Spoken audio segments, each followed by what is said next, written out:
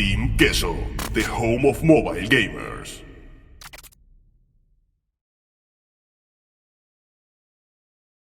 What's up guys, welcome again to my channel. This is another Clash Royale video, and with this one I want to start a new series of interviewing people related to Clash Royale. I used to do that with Clash of Clans, but with Clash Royale this is gonna be the very first interview. And we have here Surgical Goblin. Hi Surgical. Hey man, how are you doing? Very good, how are you? Nice, yeah, I'm doing good as well, thanks. Well, Surgical Goblin, if some of you don't know him, he's the current winner of the ESWC in Paris in winter. Yeah. And many people is saying that you are currently the best player in Europe. How does it feel? Yeah. I mean, it feels really nice, but it also is... people have high expectations from you, so sometimes it's really hard to lose a game, of course, but I try to do my best. Yeah, and the point is that you are a YouTuber too, so many people is watching you, so if you lose a match, many people will see it, right? Yeah, exactly, yeah. Yeah, a lot of pressure. Yeah, I understand that. We'll go back for it, I mean, about your YouTube stuff, but meanwhile, guys, Surgical has a YouTube channel and he posts there, I mean, crazy decks and explains how to use it in English, of course, but you have the link in the description below, so if you want to click and have a look, it will be so nice. But now, Surgical, I want to ask you a few questions about you as player, and the first one is, why Surgical Goblin? That's a really good question, actually.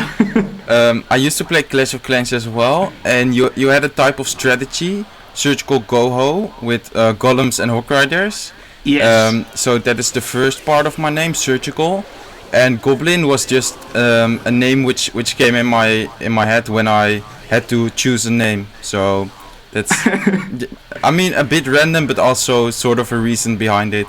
So that's why. Yeah, I see. So you played Clash of Clans before, and now Clash Royale. When did you start Clash Royale? The worldwide release. So before that, it wasn't available in my country. But with the worldwide release, I started playing, and after that, I actually never ended or stopped playing. So yeah. And how and when did you take Clash Royale so seriously? Because now you can consider yourself as a professional player of Clash Royale. And when did it happen? I think during the 15k tournaments with the 15k card as the number one prize. You remember them, right? Yes. Yeah, of course. Yeah. And back then I was doing pretty well in those, top 20, top 10. One time I got second. I mean, I was sort of a noob back then. I wasn't really a competitive player, so to say.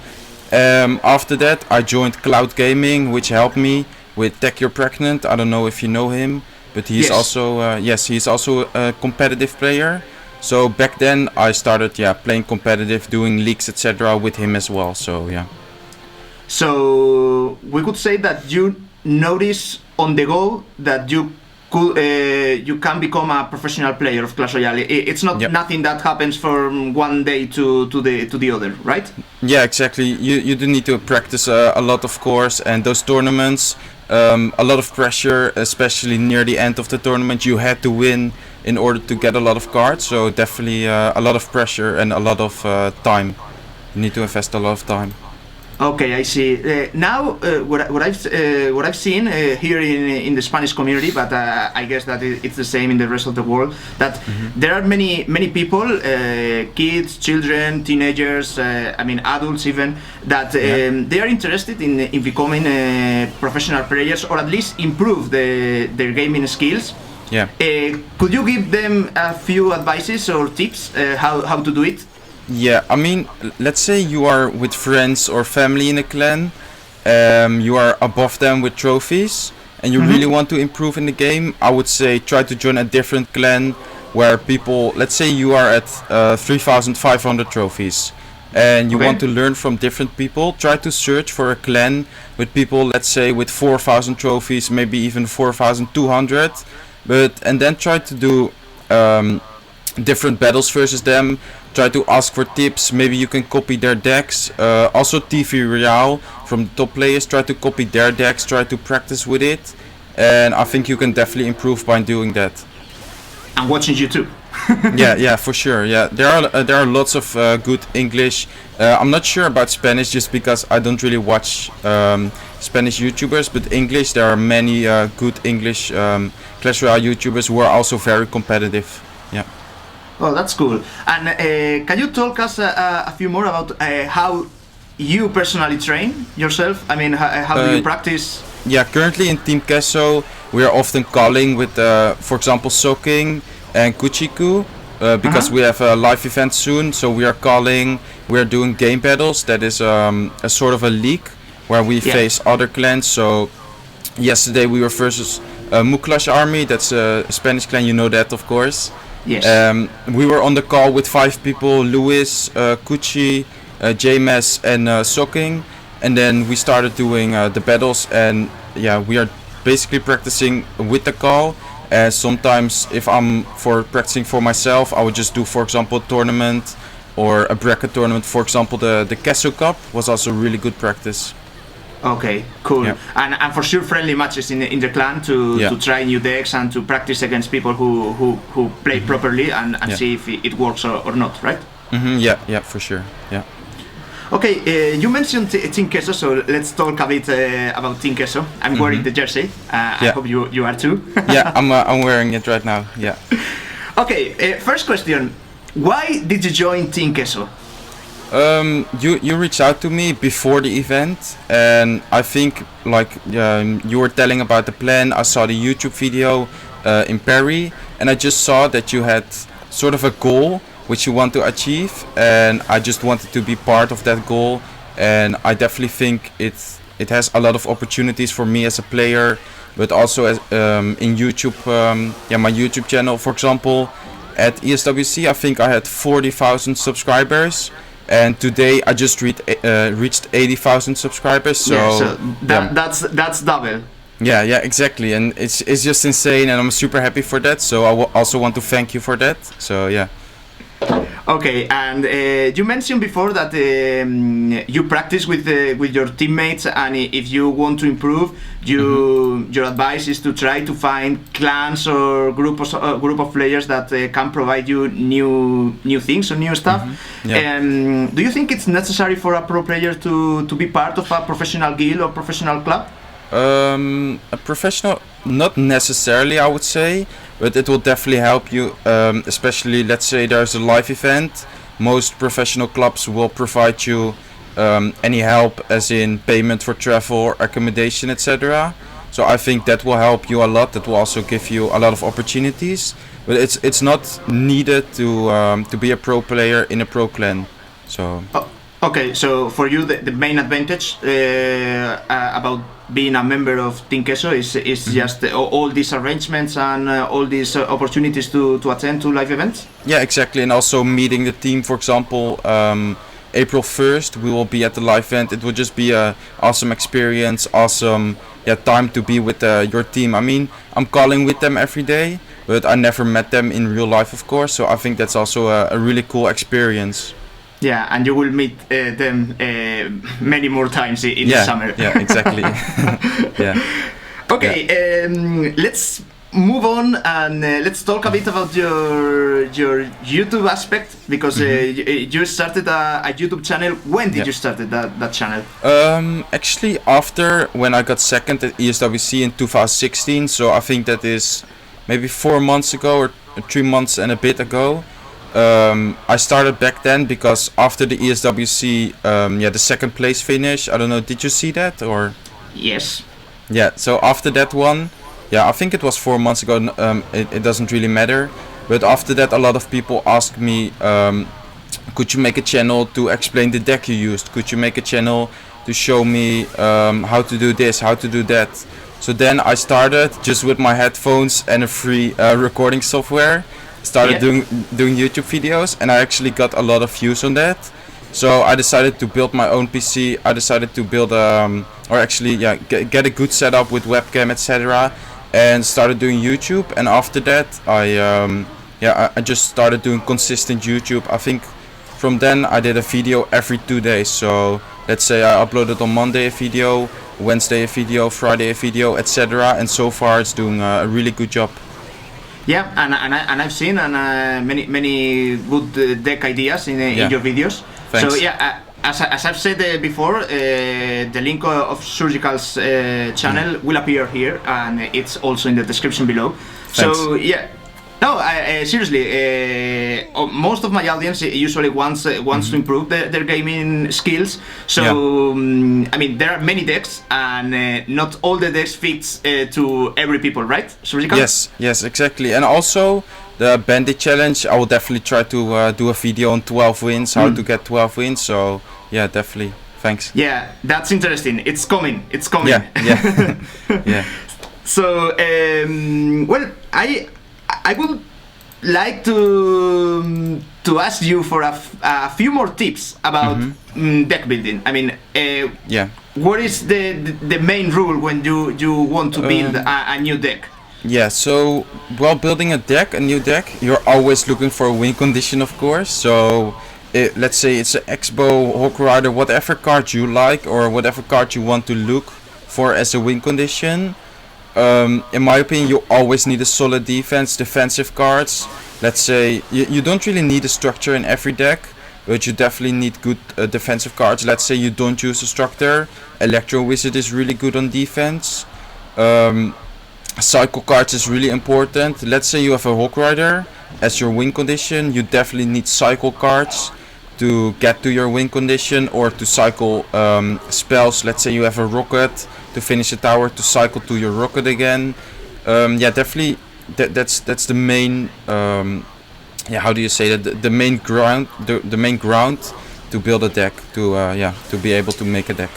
So it's kind of a balance between win condition and defense, and how to cycle as fast as possible the win condition, so that you put pressure of your opponent. Yeah, exactly. Yeah, but also sometimes it's good to wait a bit, but that you will also see that in your deck, of course. Let's say you have an Elixir Collector with a Golem deck.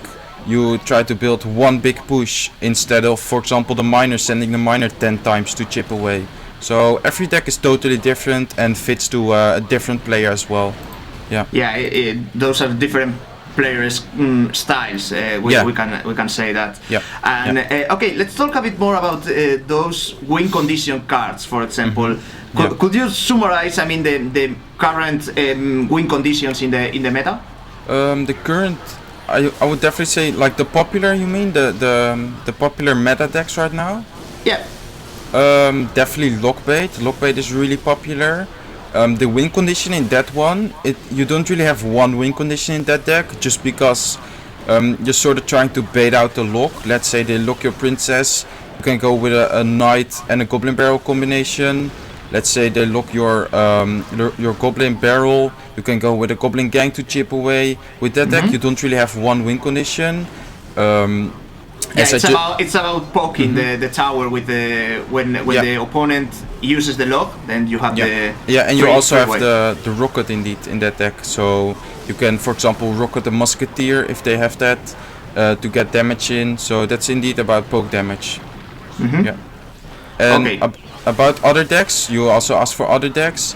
I would definitely say, as I just said, the Golem deck is really popular right now. There's also a minor poison deck which is pretty popular, but other than that, I don't really see many other meta decks. Those three decks are really strong in this meta. Graveyard? Yeah, Graveyard. I would say Graveyard with Barbarian Hut or Furnace, and then with Poison. That is also really strong. Yeah. Okay. Cool. And where is your favorite Royal Giant deck? I mean, actually, it used to be super strong. But after ESWC, it got so popular that everyone knows how to counter it right now. And I think before that, people didn't really know how to counter the Royal Giant, so that is why.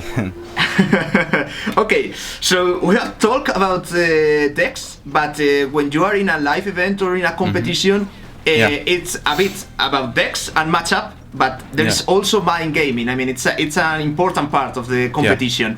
Do you train specifically for that? No, I don't really train for mind games, but I do think about it a lot of times. So let's say I have a best of 5 versus someone, and for example, just an example, let's say I start with minor control, and Okay. I know that my opponent loves to play X-bow. Then I could expect him to counter my deck. So then I could possibly counter the counter deck. So let's say I use minor control the first game. I know that he is known for his X-bow plays. Then I could use Royal Giant the second game. Those mind games are really important. You can go really deep in with the mind games, especially late on in a tournament. But the basic rule of the mind games is definitely trying to counter the counter after the first game or the second game. Okay, and does mind gaming apply also during the battle, during the game? I mean, trying to change the way to counter different cards and... Yeah, definitely. You definitely have, for example, if I counter the miner, I'm using Lockbait with Knight and Goblin Gang, and I counter the miner or the Hawk Rider with a Goblin Gang. You can expect them to drop a lock when they drop another miner or Hawk Rider. Then you can definitely switch up the counter. Let's say then you drop a knight. They will lock your knight, which is totally useless. And then you can go on the other lane with the Goblin Barrel to deal damage. So definitely in the game you always have mind games going on. Yep. Yeah, so it's all about trying to don't repeat always the same thing. Try to change. Yeah, exactly, because you will always see your opponent try to counter the counter. So you definitely want to switch things up. Yeah. Okay, well that's great. Well, I don't have more questions. I mean, I have plenty of more questions, Surgical, and we could be here talking forever. Hours, about Clash Royale and strategies. But I will let the audience to ask questions in the comments below, and let's check what they want to know, and maybe we can repeat and make a second part of the interview. Yeah, for sure. And I can also answer the questions in the comments, or you guys, I also have Twitter, I have my DMs open. So let's say you have a question for me as a person, or you want to, for example, you have a deck which I want to check out, my DMs are also open. So if you allow that, you could put my Twitter in the description as well. Yeah, I do. Perfect. Right after your YouTube channel, it will appear your link to your Twitter. Yeah. So feel free, guys, to ask a few questions to Surgical, and let's try to improve in this Clash Royale. Thanks. Surgical, thank you very much for coming to my channel. Yeah, thank you for letting me on the channel. It's an honor, man. Thank you very much. You are very welcome. Okay, guys, we'll finish here the first interview, and you can comment to who might be the next one, and just feedback is really appreciated. See you in the next video. Bye.